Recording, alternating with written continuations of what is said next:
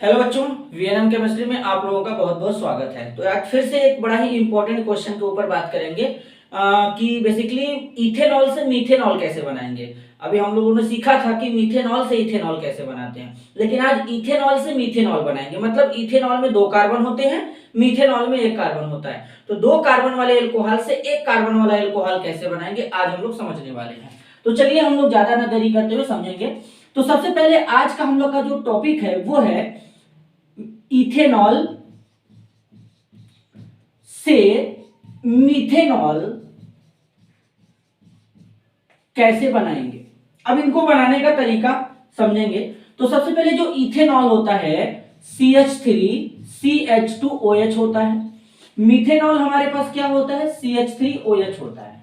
अब यहां पे दिख रहा होगा आप लोगों को कि इथेनॉल में 2 कार्बन है, जबकि मीथेनॉल में 1 कार्बन है। तो 2 कार्बन वाले से 1 कार्बन वाले में चलना है। तो चलिए तरीका क्या होता है सबसे पहले समझते हैं।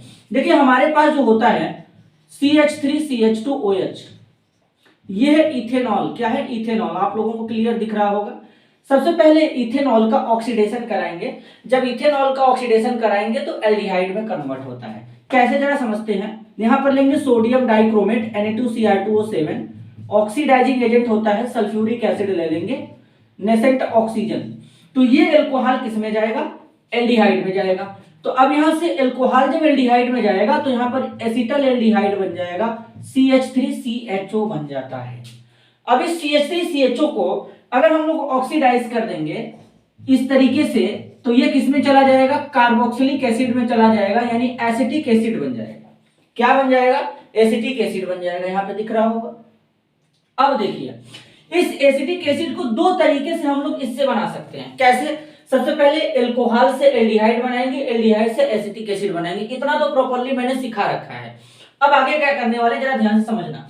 यहां से हम लोग 2 रास्ता अपनाएंगे। कितना रास्ता, 2 रास्ता। और उन दोनों रास्ते से ही बना सकते हैं। कैसे, सबसे पहला रास्ता अपना ये होगा यहाँ पे बेटा कि हम लोग ले लें यहाँ पे N3H और H2SO4। H2SO4 कंसंट्रेट रहेगा। अच्छा एक बात और ध्यान देना, जो N3H है इसको हाइड्रोजोइक एसिड कहते हैं। ये एक टाइप का हाइड्रा एसिड होता है। तो जब कार्बोक्सिलिक एसिड यानी एसिटिक एसिड को ऊपर डालोगे तो क्या बनेगा, ध्यान से समझना। यहां पे हमारा जो बनता है, बन जाता है CH3।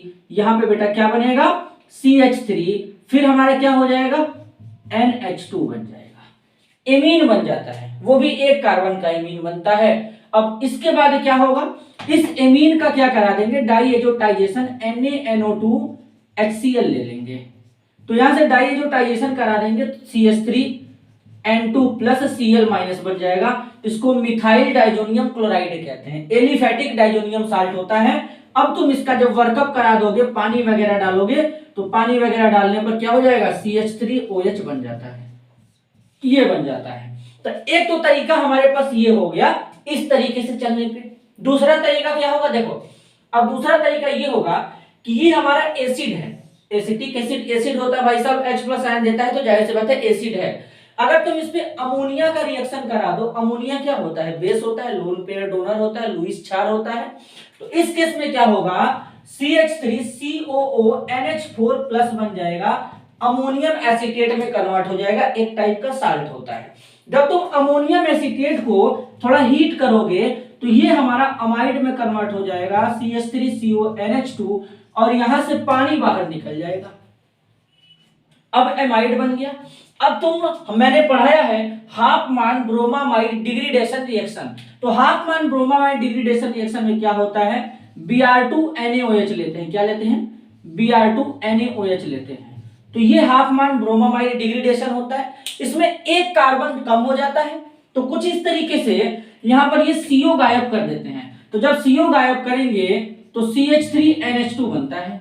अब CH3NH2 पे क्या डालेंगे, जरा ध्यान से समझना। CH3NH2 पे NaNO2HCl डालेंगे तो CH3N2 प्लस Cl माइनस बन जाएगा।